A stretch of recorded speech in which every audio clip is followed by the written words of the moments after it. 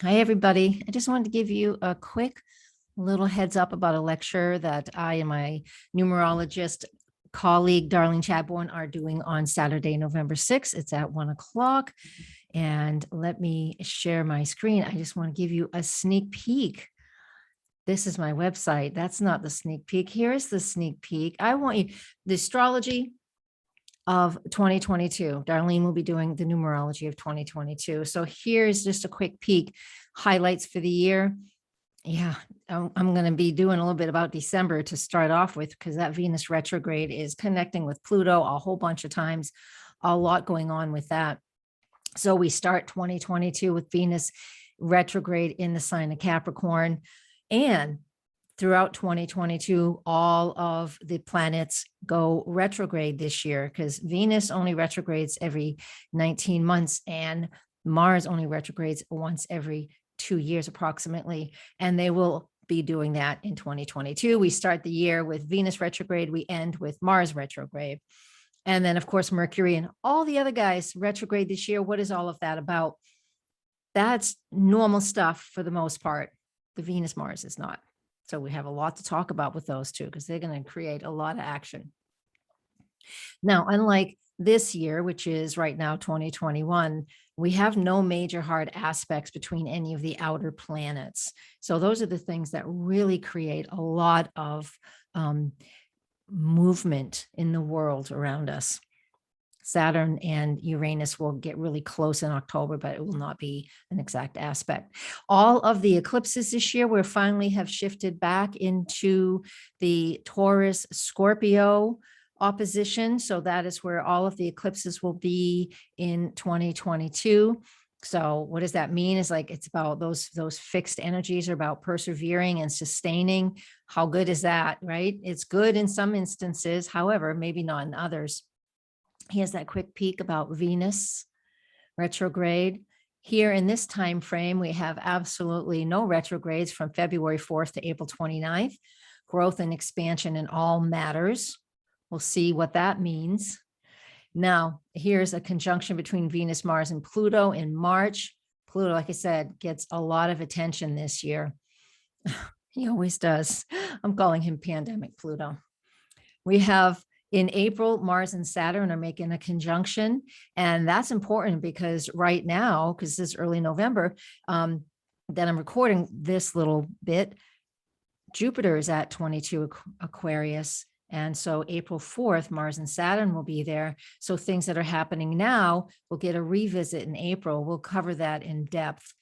Jupiter and Neptune are making their first conjunction in the sign of Pisces since Neptune was discovered.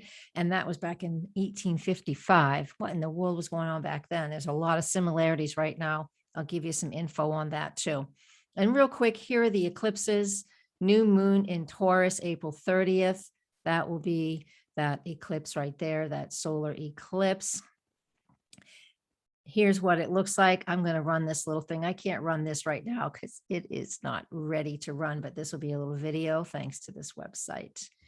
And oh yeah, there it goes. This is where the eclipse is. It starts in South America, in the Antarctic. It doesn't only right there. All right, let's go to the next slide. Next slide, full moon lunar eclipse, 25 degrees of Scorpio. That'll be on May 15th, 16th. This is 2022. And this is, we'll be able to see where that eclipse is. We'll go on. Here's a Mercury retrograde in between eclipses. Here's another eclipse, new moon solar eclipse. This is in October at 2 degrees of Scorpio. There we are. The next eclipse, full moon lunar eclipse, November 8th at 16 Taurus. Yeah, so 4 eclipses in 2022. There's another, we'll see where that is passing. And here's when Mars is retrograde, October 30th into January of 2023, all in Gemini. That area is going to be, even though, and that Gemini area has been quite active for the last 18 months, because all of the eclipses, for the majority of them, have been in the Gemini Sagittarius. And even of this recording, we haven't gotten to the other eclipses yet for the end of our year. And then what do I have here? I can't see. Oh yeah, this is the Mars retrograde. And this is just what it looks like when it retrogrades in the area 8 to 25. So if you want to join us, it is this Saturday. So you can just get a hold of me wherever you're seeing this. Don't wait until the last minute. This is not an automated system. It is just me and Darlene. If you want to go to my website and you can get a ticket right there. Let me see if I can show you what that looks like. Once I can get out of this, I'll stop my share and go to my website and I will show you.